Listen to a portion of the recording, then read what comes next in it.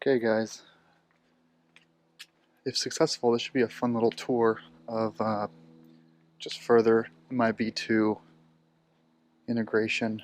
So what I have in my hand here is an SD card. So the SD card here is 256 gigabytes. It's from PNY. You see it here probably, I think so. 256. It was the cheapest card Amazon had in this capacity, even though it's actually quite quick for the speed rating. And I wanted to basically put a bunch of FLAC files in my infotainment system in the Volkswagen 2016 Golf. MIB2 supports FLAC, supposedly, and supports exFAT formatted SDXC cards in this capacity. Okay, so what we're going to do here, we're going to look in here. Okay, so we have SD1, SD2. SD1 is actually my mapping software from TomTom. SD2 is where this card's going to go, and right now there's only one album on it. It's a 2 gigabyte file from BT's new album, Electronic Opus. Those two are in there, so obviously I'll be loading more SD cards in there. You'll also notice over here we've got some more places for SD cards if you have 4 to 6 that you want to store in here for some reason. Okay, so let's turn on the ignition here. So we've got media here.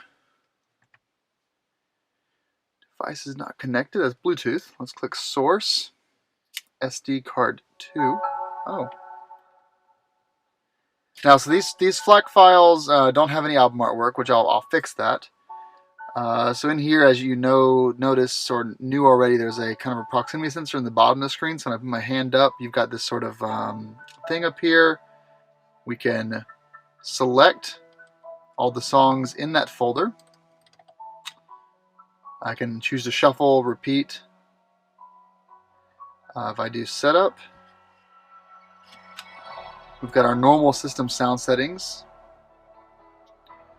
Mix, repeat, and you got a remove safely button, which is kind of nice actually.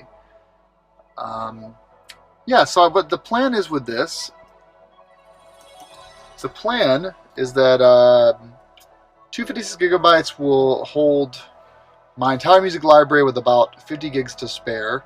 I'll start getting lossless audio from my CDs and, well, put it in here. And then the great thing about this is the SD card will never leave the car, and I'll have all my music with me at all times.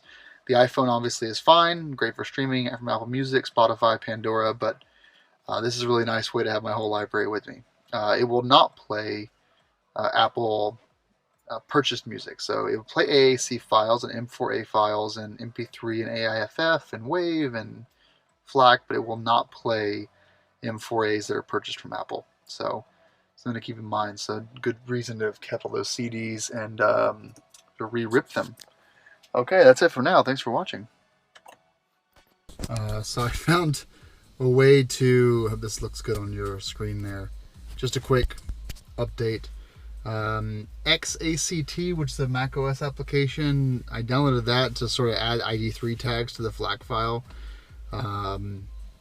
It technically worked, but it did not, the album artwork that I added did not get accepted. So if anyone has any tips on how to get album artwork to be embedded in FLAC on a Macintosh, let me know. And also in the comments, an acceptable answer is not switch to Windows, you idiot, or something like that. You know, it's I'm not going to switch to Windows just to get this working. But you know, if you have any ideas for how to get FLAC album artwork to be embedded in the file itself, that would be awesome.